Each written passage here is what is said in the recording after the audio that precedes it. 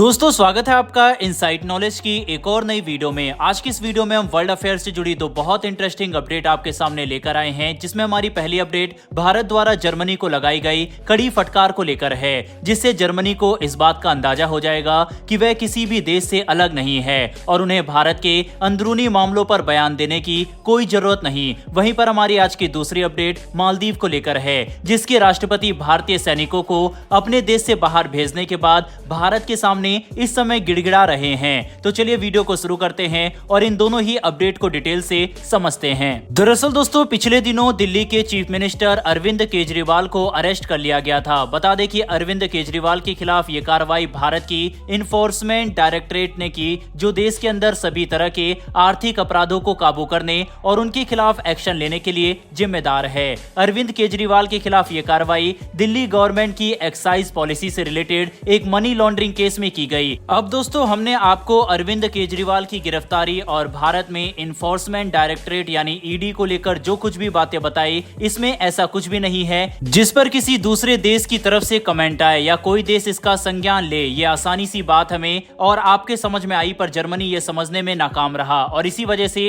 भारत ने जर्मनी को काफी कड़ी फटकार लगाई है। दरअसल दिल्ली के चीफ मिनिस्टर अरविंद केजरीवाल की गिरफ्तारी के बाद जर्मनी की फॉरेन मिनिस्ट्री की स्पोक पर्सन ने बयान दिया कि जर्मनी इस मामले को नोट कर चुका है, यानी जर्मनी इस पर होने वाले आगे की डेवलपमेंट पर कड़ी नजर रखेगा। और इस बात से भारत काफी गुस्सा हुआ, क्योंकि हमारे देश के अंदरूनी मामले पर जर्मनी का संज्ञान लेना किसी भी तरह से सही नहीं है। और इसी वजह से भारत ने अपने देश में मौजूद जर्मन मिशन के डेप्यूटी हेड को फॉरेन मिनिस्ट्री में बुलाया और कड़ी फटकार लगाई। भारत ने सीधे तौर पर जर्मनी को समझाया कि आगे से उनकी इस तरह से कोई भी हरकत भारत बर्दाश्त नहीं करेगा और अगर ऐसा हुआ तो उन्हें अंजाम भुगतने होंगे। दोस्तों भारत वही देश है जिसने अमेरिका जैसे देश को अपने इंटरनल मैटर पर बयान देने की ठीक बात खड़ी खोटी सुनाई थी। ऐसे में जर्मनी को तो इस भ्रम में बिल्कुल नहीं रहना चाहिए कि वह हमारे देश के अंदरूनी मामलों पर संज्ञान लेकर खुद को एक सुपीरियर पावर की तरह दिखाएंगे और भारत ये सब कुछ बर्दाश्त कर लेगा।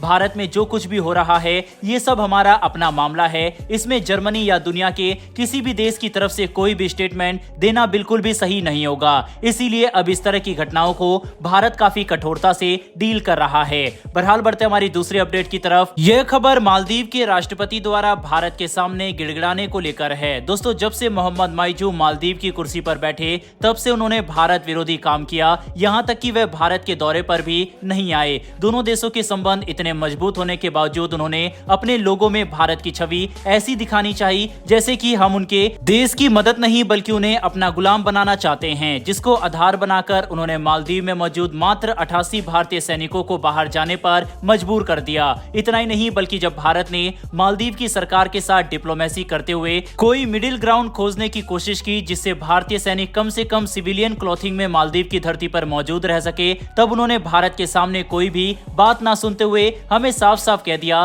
कि हमें अपने सैनिकों को बाहर बुलाना ही होगा। जिसके बाद अब हमारे सैनिकों की वापसी शुरू हो चुकी है और टेक्निकल स्टाफ उनकी जगह ले रहा है। लेकिन अब अचानक से मालदीव के राष्ट्रपति को याद आया कि उन्होंने भले ही भारत की मदद लेना बंद कर दिया हो, लेकिन वह लोन लेना कैसे बंद कर सकते हैं। बता दें कि 2023 के अंत में मालदीव पर भारत के $400 मिलियन से ज्यादा के लोन यानी कर्ज मौजूद है और अभी तक मालदीव ने भारत को इनका $1 भी नहीं चुकाया, जिसकी वजह से मालदीव की सरकार अब भारत के सामने गिड़गिड़ाने लगी कि क्यों ना हम उन्हें कर्ज में थोड़ी सी राहत दे दे। और ये सब कुछ मालदीव के राष्ट्रपति मोहम्मद माइजू तब कहने की हिम्मत कर रहे हैं जब उन्होंने कुर्सी संभालते ही भारत के साथ अपने संबंधों को उठाकर नीचे फेंक दिया और चीन की गोद में जा बैठे। मोहम्मद माइजू चाहते हैं कि भारत मालदीव को कर्ज में राहत दे, लेकिन उन्हें पता है कि उनकी हरकतों के बाद इस बात की संभावना काफी कम है, जिसकी वजह से अपना उल्लू सीधा करने के लिए माइजू ने एक बड़ा बयान देते हुए कहा कि भारत मालदीव का सबसे नजदीकी साथी बना रहेगा। दोस्तों इस बात पर तो हमें आज हंसी आ रही है कि कैसे जब चीन से पैसे लेने थे तो मोहम्मद माइजू भारत के खिलाफ हो गए और आज जब भारत से लिया कर्ज नहीं चुका पा रहे